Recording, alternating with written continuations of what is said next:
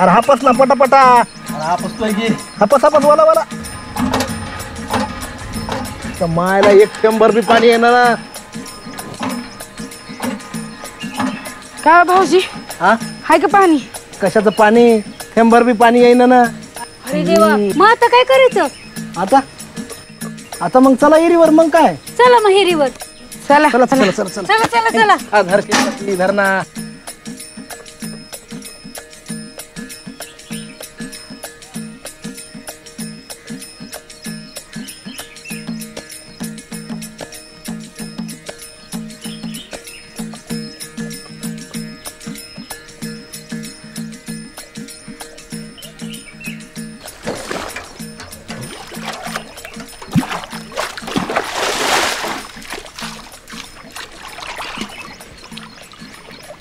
हो मामी उरका. वय की. शेताकडे जायचं द्या मला. मला दे. हा पाणी नाही. हा? हेरीत तर पाणी आहे की. ह्याच्यात कसं पाणी आलं नाही? काय विपरीत घडलं? वय की. हा चला बरं. चला चला चला चला बाय चला. चला बाय चला. थांबा. कोण बोललं ग? कोण बोललं बघा बरं. कोण आहे तिकडं? कोण बोललं? कोण बोललं? मी पाणी. हा पाणी. मी तुमच्यावर रागावलोय. आता मी तुमच्या घरी येणार नाही. अरे पण आम्ही असं काय केलंय की तू आमच्यावर एवढा रागवलास? माझा वापर करून तुम्ही तुम्हा स्वतःला, तुमच्या कपड्यांना, तुमच्या भांड्यांना स्वच्छ करता, पण मला कसं स्वच्छ ठेवायचं याकडे मात्र तुम्ही साफ दुर्लक्ष करता. अरे मग आम्ही तर भांडे घासून धुवूनच भरतो की पाणी. अरे आम्ही दररोज तुझ्यात तुरटी फिरवतो की. हा आणि मी तर पाण्यात रोज पोटॅशियम बी टाकते की. मी स्वच्छ दिसलो तरी मी स्वच्छ असतोच असं नाही बरं का. मी अनेक कारणांनी प्रदूषित होत असतो, मात्र मला स्वच्छ ठेवायची जबाबदारी तुमची आहे आणि तुम्ही ती पार पाडलीच पाहिजे. त्याचा फायदा तुम्हालाच आहे. आणि जर तुम्ही माझ्याकडे असं दुर्लक्ष केलं तर मी अजिबात तुमच्या घरी येणार नाही. हा या पाण्यानं केलेला पण आहे.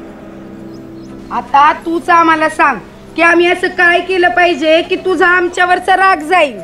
हा आणि तू आमच्याकडे परत येशील. सांगतो तर ऐका ही माझी कथा आणि माझी व्यथा. आपल्याला पावसापासून पाणी मिळतं. पावसाचं पाणी शुद्ध असतं, पण हे पाणी जमिनीत किंवा भूपृष्ठावर साठतं तेव्हा शुद्ध असलेलं पावसाचं पाणी निरनिराळ्या कारणानं प्रदूषित होतं. आणि तुम्हाला तर माहितीच आहे की पाणी शुद्ध असेल तरच तुमची भरभराट होईल. म्हणून तर पाण्याला तुम्ही जीवन मानता ना. जमिनीतले क्षार औद्योगिक रसायनं जमिनीत किंवा पाण्यात सोडल्यामुळं, तसंच सदोष पाणी पुरवठा यंत्रणा आणि त्यातील देखभालीचा अभाव याशिवाय घराघरात चुकीच्या पद्धतीनं पाणी हाताळलं गेल्यामुळे पाणी प्रदूषित होतं. हे प्रदूषण रासायनिक, जैविक अथवा किरणोत्सारी या प्रकारचं असतं. रासायनिक म्हणजे जर पाण्यात फ्लोराईड, नायट्रेट, आयर्न, क्षार किंवा विविध खतं मिसळली गेल्यास ते पाणी विषारी ठरू शकतं. तर जैविक प्रदूषणात विविध जीवजंतू, जीवाणू तसंच विषाणू पाण्यात आढळतात. किरणोत्सारी पदार्थ पाण्यात विरघळल्यानं पाणी अतिशय प्रदूषित होत असतं. पाण्यातील हे प्रदूषण साध्या डोळ्यानं दिसून येत नाही. पाणी जर प्रदूषित असेल तर त्याच्या आरोग्यावर अतिशय घातक परिणाम होतात. पाण्यातील जैविक प्रदूषणामुळे अनेक रोग होतात. जसं की पाण्यात जर विषाणू असतील तर पोलिओ, कावीळ होऊ शकते. जीवाणूंमुळे विषमज्वर, कॉलरा, परजीवी जंतूंमुळे ॲमिबियासिस, जिआरडियासिस, गोलकृमी, तंतुकृमी असे जंतही होऊ शकतात. जर पाण्यात फ्लोराईड सारखे रासायनिक प्रदूषण असेल तर त्याचा दातांवर, हाडांवर, स्नायूंवर आणि इतर अवयवांवर विपरीत परिणाम होऊ शकतो. पाणी शुद्ध ठेवण्यासाठी अनेक प्रक्रिया पार पाडाव्या लागतात. त्यासाठी त्या प्रक्रियांची योग्य ती माहिती करून घेणं आवश्यक आहे. सुरुवातीला जिथून आपल्याला पाणी मिळतं ते पाण्याचे स्रोत कसे स्वच्छ ठेवायचे ते पाहूया. आता मी जे सांगतोय ते काळजीपूर्वक ऐका हं.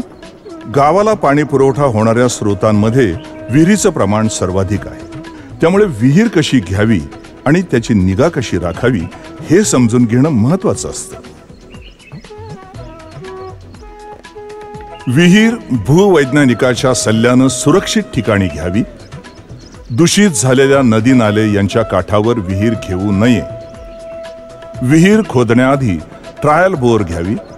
बोरला पाणी लागल्यानंतर या पाण्याचा नमुना प्रयोगशाळेत पाठवून त्याची रासायनिक चाचणी करावी.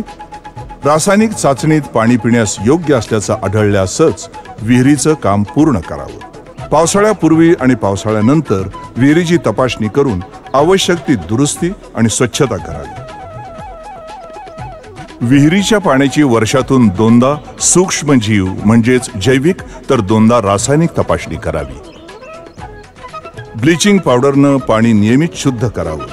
पालापाचोळा विहिरीत पडू नये म्हणून विहिरीच्या भोवती किमान 10 मीटर परिसरात झाडे झुडपांची वाढ होण्यास प्रतिबंध करावा. विहिरीच्या जवळ दिवाबत्तीची व्यवस्थापन करावी. विहिरीजवळ सूचनात्मक फलक लावून नागरिकांना प्रतिबंधात्मक सूचना द्याव्यात. एक नंबर माहिती दिली बघ पाण्या. नळ कोंडाळ्याला जर कमी दाबानं पाणी येत असेल तर त्यावर काही उपाययोजना करणं आवश्यक असतं. नळ कोंडाळ्याच्या टोप्या आणि त्याचे पाईप यामध्ये काही अडकलं आहे का ते तपासावं. अडकलं असल्यास साफ करावं. नळ कोंडाळ्याकडे येणाऱ्या पाईपलाईनवर गळती असल्यास त्याची त्वरित दुरुस्ती करावी. नळ कोंडाळ्याकडे येणाऱ्या पाईपमधील व्हॉल्व व्यवस्थित आहे का ते पाहावं. गावच्या सर्व भागात नळ कोंडाळ्याचे नळ कोंडाळ्याला आणि खाजगी जोडणीला पाणी किती मिळतं हे मोजून व्हॉल्व कमी जास्त करावा. गावाच्या काही भागात दूषित पाणी मिळत असल्यास नळ कोंडाळ्यापासून टाकीकडील बाजूच्या पाईपमध्ये कुठे गळती आहे का, अगर हा पाईप कुठे गटारामधून किंवा सांडपाणी साचलेल्या जागेतून जात नाही ना याची तपासणी करावी. सांडपाण्याचे खड्डे भरावेत आणि पाईप काढून स्वच्छ जागेत टाकावा.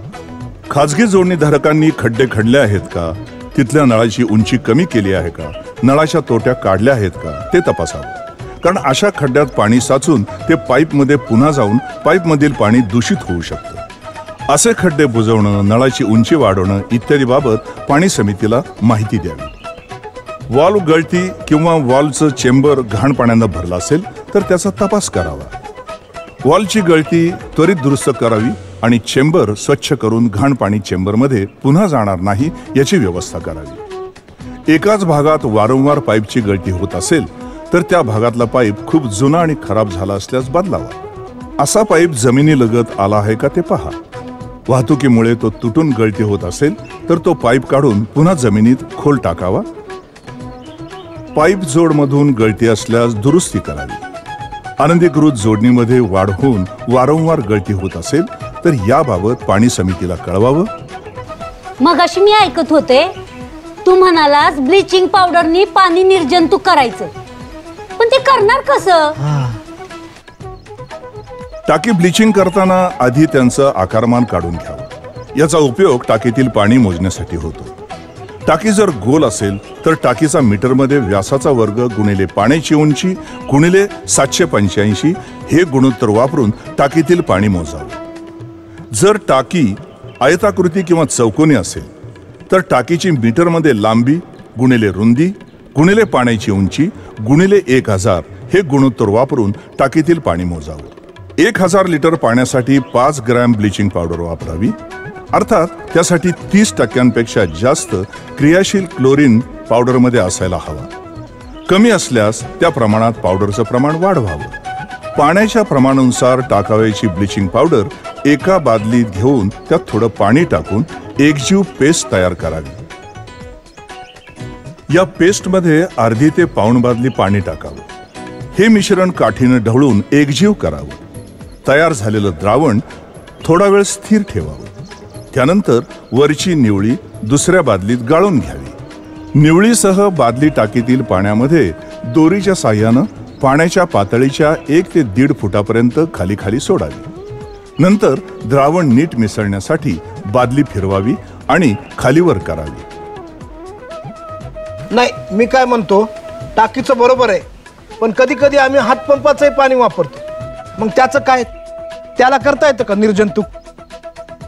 4 इंच व्यासाच्या कूपनलिकेसाठी 150 ग्रॅम ब्लिचिंग पावडरचा वापर करावा. तर 6 इंच व्यासाच्या कूपनलिकेसाठी 300 ग्रॅम ब्लिचिंग पावडरचा वापर करावा. ही पावडर 1 लिटर पाण्यात विरघळवून त्याचं द्रावण तयार करावं. नंतर कूपनलिकेच्या हेडचे 3 बाजूचे नटबोल्ट काढून झाले की या फटीमध्ये हे द्रावण ओतावं. टाकलेल्या द्रावणाचा पूर्ण उपसा झाल्यानंतर कूपनलिकेचं पाणी पिण्यासाठी वापरावं. आमचे हे म्हणत होते की पाणी प्रयोगशाळेतून तपासून घ्यावं लागते, बरोबर आहे का ते? होय, एखाद्या स्रोतातून पाण्याचा वापर करण्यापूर्वी ते प्रयोगशाळेतून तपासणं जरुरीचं आहे. आपल्या नजीकच्या तालुका किंवा जिल्हा स्तरावरील भूजल सर्वेक्षण आणि विकास यंत्रणेच्या प्रयोगशाळेत ते तपासता येतं. या प्रयोगशाळेत पाण्याच्या भौतिक, रासायनिक तसंच जैविक तपासण्या केल्या जातात. उदाहरणार्थ pH, turbidity, nitrate, chloride, fluoride इत्यादी विविध तपासण्या प्रयोगशाळेत केल्या जातात.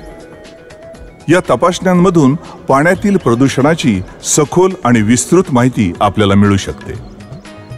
पण प्रयोगशाळेत पाणी तपासणीसाठी पाठवताना त्या पाण्याचे नमुने योग्य पद्धतीनं गोळा करणं आवश्यक असतं.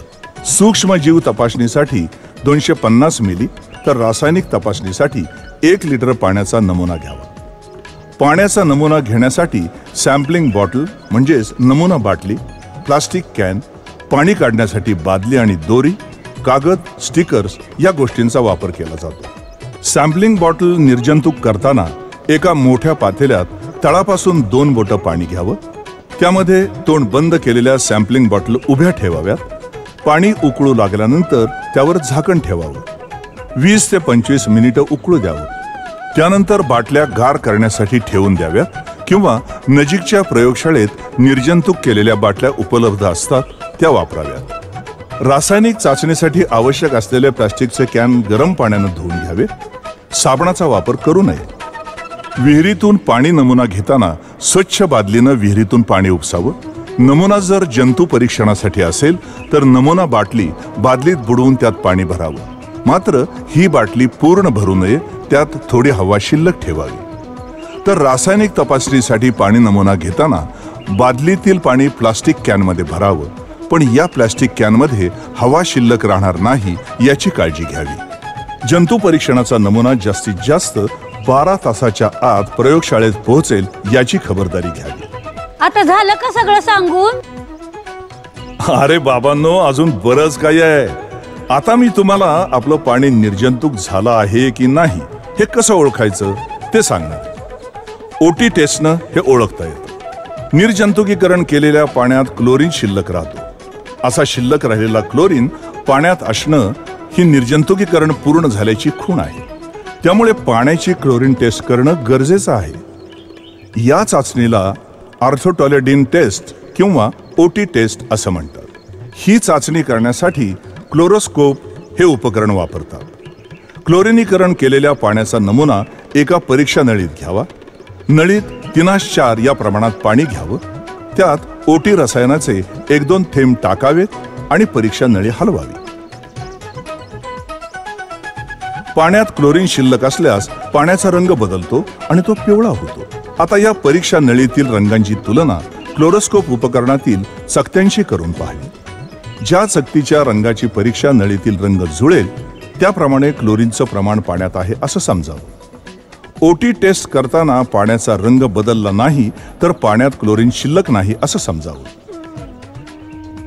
टाकीतील पाण्याचं निर्जंतुकीकरण केल्यानंतर 1 ते 2 तासानं टाकीतील पाण्याच्या क्लोरीनचं प्रमाण किमान 1 ppm इतकं असायला हवं. तर गावातील शेवटच्या भागातील खाजगी आणि सार्वजनिक नळाच्या पाण्यात हे प्रमाण 2 ते 5 ppm इतकं असायला हवं. आता मी तुम्हाला गावातल्या पाण्यात रासायनिक प्रदूषण आहे की नाही हे प्राथमिक पातळीवर कसं तपासता येईल हे सांगतो. पंचायतीकडे फील्ड टेस्ट किट असतं. जर ते नसेल तर ते घेऊन त्याचा वापर करण्याचा आग्रह आपण धरायला हवा. पाण्याची रासायनिक गुणवत्ता तपासणी करण्यामध्ये एका ठराविक मर्यादेपर्यंतच फील्ड टेस्ट किटचा वापर करता येतो. यात काही प्रमाणात रासायनिक घटकांचे संख्यात्मक प्रमाणही कळू शकतं. पण सखोल आणि विस्तृत स्वरूपाची रासायनिक तपासणी ही फक्त प्रयोगशाळेमध्येच होऊ शकते. हे ध्यानात ठेवणं महत्वाचं आहे. कीट चाचणीसाठी घ्यावयाचं पाणी शक्यतो गढूळ नसावं. या पाण्याचं क्लोरिनीकरण केलेलं किंवा त्यात तुरटी फिरवलेली नसावी. कीट सोबत देण्यात आलेली रसायनं अत्यंत काळजीपूर्वक हाताळावी. मुदतबाह्य दिनांकांच्या कीटचा वापर करू नये किंवा कीट सोबत मिळालेलं माहिती पुस्तक वापरून कीट कसं हाताळावं याचा नीट अभ्यास करावा. वा, म्हणजे इतकं सगळं करून पाणी आपल्या घरात येणार म्हणजे शुद्धच असणार की? हो, इतक्या प्रक्रियेतून गेल्यावर पाणी शुद्ध असणारच. पण तुमच्या घरातलं पाणी तुम्ही कसं हाताळता यावरही ते शुद्ध राहणार की नाही हे अवलंबून आहे. पाणी पुरवठा यंत्रणेनं शुद्ध पाण्याचा पुरवठा केला तरी घरांमध्ये पाण्याची योग्य प्रकारे साठवण आणि हाताळणी न केल्यास पाण्याची गुणवत्ता कमी होऊ शकते. पाणी कधीही शिळं होत नाही. मात्र ज्या भांड्यामध्ये पाणी साठवलं जातं ते अस्वच्छ असेल तर मात्र साठवलेलं शुद्ध पाणी अशुद्ध बनतं. म्हणून पिण्याच्या पाण्याची भांडी रोज स्वच्छ करावी. पाणी घेण्यासाठी लांब दांड्याच्या ओगराळ्याचा वापर करावा आणि ते स्वच्छ जागी ठेवावं. पिण्याचं पाणी साठवलेलं भांड लहान मुलांच्या हाताला येणार नाही अशा उंच ठिकाणी ठेवावं. पाणी साठवलेल्या भांड्याचं तोंड झाकणानं व्यवस्थित बंद केलेलं असावं. जमिनीमध्ये माठ किंवा रांजण ठेवणं आरोग्याला बाधक असतं. पाण्यात धूळ आणि सूर्याची किरणं पडू देऊ नयेत, म्हणजे पाणी फार काळ टिकतं. फिल्टरचा वापर करावा. हा, असं आहे होय. म्हणून तो आमच्या घरी येत नाही होय. हा, अरे मी जर अशुद्ध असेन तर तुम्ही आणि तुमची लहान लेकरं, तुमचे थकलेले आई वडील यातलं कुणीही गंभीर आजारी पडू शकतं आणि मला तसं होऊ द्यायचं नव्हतं. बरोबर आहे तुझं. तू आमच्या सगळ्यांची काळजी घेतोस है ना, पण आम्ही तुझ्याकडे नीट लक्ष बी देत नाही धड. पण इथून पुढं आम्ही असं करणार नाही. होय. आणि पाण्याच्या चाचण्या झाल्यात का, त्याचे काय परिणाम आले, पाणी प्यायला योग्य आहे का नाही ते आम्ही पंचायतीत जाऊन तपासू. होय. हा, आणि जर तशा चाचण्या झाल्या नसतील तर त्या करून घेण्यासाठी ग्रामपंचायतीकडे हट्ट करू. वा वा वा वा वा बाबांनो, आता खऱ्या अर्थानं तुम्ही आदर्श नागरिक शोभता आहात बरं का. इतकं सगळं केलं तर मी कशाला रागवू तुमच्यावर, कशाला देऊ तुम्हाला त्रास. हा, चला आता न्या मला पटकन तुमच्या घरी. अहो, तुमची कामं खोळंबली आहेत ना. हे बघा पाणी. वा वा, आलं पाणी आलं. वय वय